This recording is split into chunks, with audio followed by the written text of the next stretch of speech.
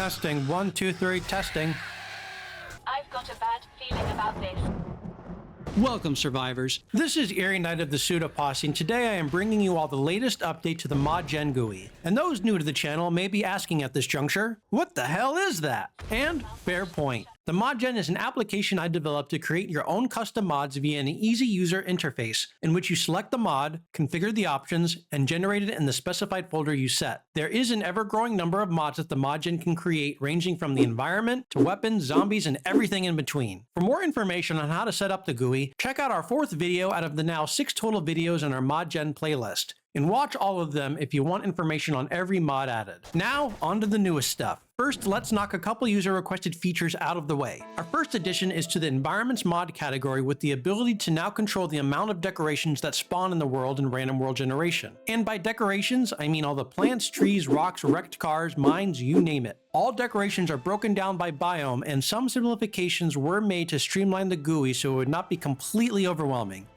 At least more so than currently. For example, the blanket term of trees covers all varieties of trees. To configure this mod, change each decoration type either by the drop-down menu or type in a number. This number is a multiplier on the probability of the decoration spawning. A value of 1 will give you the game's default spawn probability. So if you want a world devoid of trees, simply type in 0 and that will give trees a 0 chance of spawning. If you want 5 times the cacti in the desert, change the number to 5 and it will increase the cactus 5-fold. Just keep in mind decorations do have an effect on performance, so be careful about increasing it too much. Naturally, the reverse is also true. If you currently struggle with performance, consider removing a chunk of trees, grass, and whatnot and watch your frame rates improve. The next addition is to the trader category. In previous versions of the ModGen, the trader category has been there, but with no mods. No longer. This category initially has 2 configurable mods. The first is the ability to adjust the trader stage for items that appear in the shop. This will allow you to determine when items will begin to appear in the trader inventory and also when they are removed from the shop.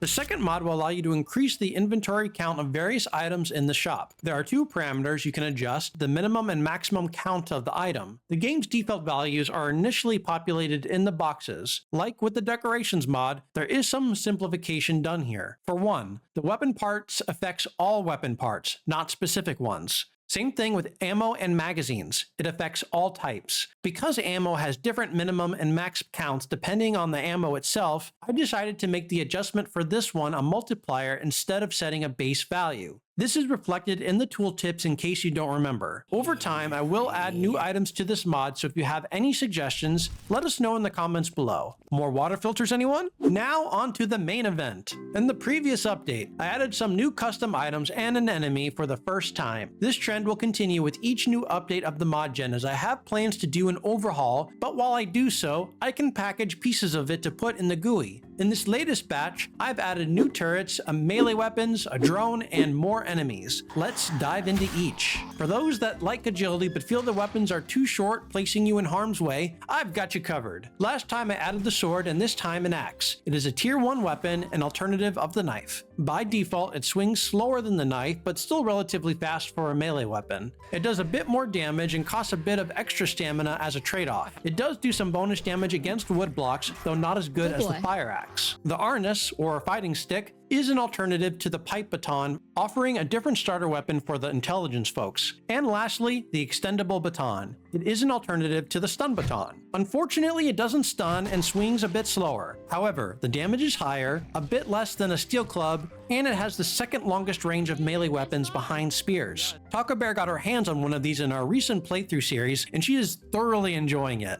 All of the additions to this GUI are showcased in there, so check it out if you want to see some of these weapons and enemies in action. I've always felt the intelligence weapon choices to be a bit lacking, and I've always wished for a variety of turret options. Well, here they are. We've got the shock turret, a tier 1 craftable, well, technically crafting optional, that has a % chance to stun enemies. I did a lot of playtesting with this, and this can easily be turned into a stun-locking monster by upping the stun chance and or the fire rate. As such, it has a low base fire rate. It comes with 2 ammo types. the latter of which has a higher stun rate. The damage output is quite pitiful as its main purpose is in its utility. The other tier 1 turret included in this update is the cannon turret. It has a long range, high damage, low rate of fire turret that can take out those high HP targets. Maxing at Robotic Inventor will increase the fire rate just enough that it feels good, but not overpowered later in the game. It comes with 2 ammo types, the second of which is unlocked at higher levels, uses more expensive resources, but packs quite a punch and has a % chance of setting enemies on fire in a radius around the point of the projectile hit. The tier 3 machine gun turret has the highest rate of fire of the turrets, and does a bit less damage than the 7.62mm ammo. This turret is great for clearing out large groups, and when used in combination with the other turrets, can be a force to be reckoned with. And last but not least, we have the Teleforce turret. It is a superior version of the shock turret, can use its ammo, plus a special ammo type with a bit higher of a stun chance and the capability to stun targets around a radius, like the cannon ammo, except